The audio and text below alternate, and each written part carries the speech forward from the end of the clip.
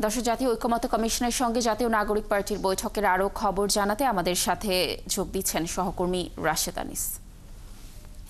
রাশেদ, প্রতিনিধি দলে কারা থাকছেন আর এই বৈঠকে আসলে কোন বিষয়গুলো গুরুত্ব পাচ্ছে, কি তথ্য রয়েছে আপনার কাছে জানাবেন? লাবণী, 10:30টার দিকে আসলে এই বৈঠকটি অনুষ্ঠিত হওয়ার কথা ছিল। 10:30 সোয়া 10টার মাঝেই কিন্তু জাতীয় নাগরিক পার্টির শীর্ষস্থানীয় যারা নেতারা রয়েছেন তারা কিন্তু চলে এসেছেন এই সংসদ ভবনের এলডি হলে, এবং তারা আসার পর কিন্তু জাতীয় ঐক্যমত্য কমিশনের যারা রয়েছেন তাদের সাথে কিন্তু বৈঠকে বসেছেন। কিছুক্ষণ আগে তারা সূচনা বক্তব্য দিয়েছেন। মূলত কিন্তু ঐক্যমত্য কমিশনের কাছে তারা কিন্তু জমাও দিয়েছিলেন। তারা বলেছিলেন যে 72-এর সংবিধান তারা নতুনভাবে লেখা হোক, সেই জিনিসটা চান, এবং নানাবিধ বিষয় নিয়ে কথা বলেছিলেন। কিন্তু আজকে আসলে যেই বিষয়গুলো নিয়ে মূলত তারা কথা বলছেন বা বৈঠক করছেন তার মধ্যে অন্যতম হচ্ছে যিনি প্রধানমন্ত্রী হবেন তিনি আসলে দুইবারে বেশি নির্বাচিত হতে পারবেন না। এটি নিয়ে কিন্তু তারা কথা বলবেন। তার পাশাপাশি সংরক্ষিত নারী আসনে যে ভোটগুলো রয়েছে সেটি নিয়ে কিন্তু তারা কথা বলবেন। প্রধানমন্ত্রীর ক্ষমতা কী ধরনের হতে পারে সেই বিষয় নিয়ে কথা বলবেন।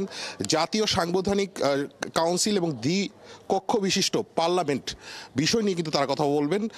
মূলত তারা সংবিধান বিষয়ক অপরাধ এবং সংবিধান সমাধানের যে সীমাবদ্ধতা রয়েছে, মূলত এই কয়েকটি বিষয় নিয়ে কথা বলবেন। আমরা কিন্তু দেখেছি যে নাহিদ, হাসনাত, আক্তার, নাসিরউদ্দিন পাটোয়ারি, সামান্তা শারমিন সহ প্রায় 8 সদস্য বিশিষ্ট দল এসেছেন, এবং ঐক্যমত্য কমিশনের সাথে যিনি আসলে সবসময় বৈঠকে বসেন জাতীয় নাগরিক পার্টির যুগ্ম আহ্বায়ক সারোয়ার তুষারকে কিন্তু আমরা দেখেছি, এবং তিনি কিন্তু মূলত এই যেই বৈঠকটি হচ্ছে সেই বৈঠকটি কিন্তু তিনি মূলত লিখিতভাবে সেটি ঐক্যমত্য কমিশনের কাছে বলছেন। ঐক্যমত্য কমিশনের কাছ থেকে কিন্তু মূলত একটু আগে যখন সূচনা বক্তব্য দিচ্ছিলেন তখন কিন্তু নাহিদ ইসলাম বলেছেন যে জুলাইয়ের যে গণ অভ্যুত্থান হয়েছে সেই গণ অভ্যুত্থানের পরবর্তী যে ফসল সেটি কিন্তু হচ্ছে এই বৈঠক।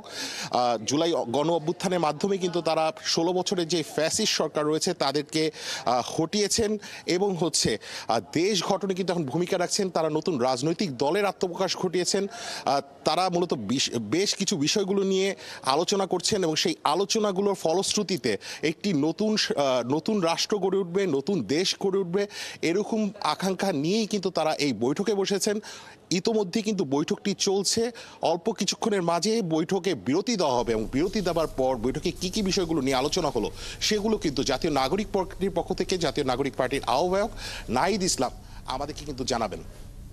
রাশেদ, ধন্যবাদ আমাদের সাথে যুক্ত থাকার জন্য। আপনি থাকুন সেখানে, আমরা নিশ্চয়ই এই বৈঠকের আরও তথ্য আপনার মাধ্যমে দর্শকদেরকে জানানোর চেষ্টা করব।